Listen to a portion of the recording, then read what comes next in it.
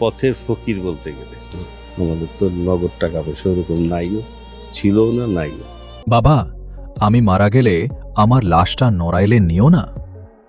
হঠাৎ এমন কথা বললেন মাশরাফির বাবা।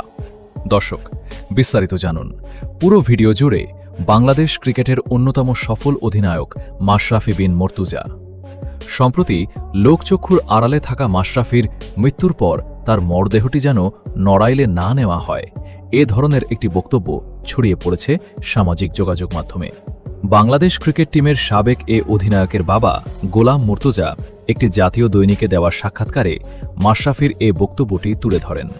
ওই সাক্ষাৎকারে তিনি মাশরাফির বর্তমান মানসিক অবস্থা নিয়েও কথা বলেন।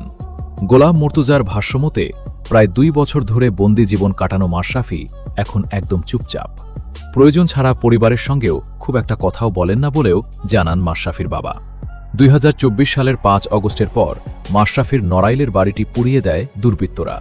আর এই বিষয়টি মেনে নিতে পারেননি নড়াইল এক্সপ্রেস খ্যাত সাবেক এই ক্রিকেটার। ওই সময় তিনি তার বাবার উদ্দেশ্যে বলেছিলেন, আমি মারা গেলে আমার লাশটা নড়াইলে নিও না। পরিবারের আয় রোজগার নিয়ে গোলাম মুর্তজা বলেন, খুবই করুণ অবস্থা, একেবারে পথের ফকির বলতে গেলে। আমাদের তো নগদ টাকা পয়সা নাইও, ছিলও না। তো দর্শক, মাশরাফি বিন মুর্তজাকে নিয়ে আপনাদের মতামত কি? তিনি কি সত্যি ভালো মানুষ ছিল? তা অবশ্যই কমেন্ট করে জানাতে ভুলবেন না। ধন্যবাদ।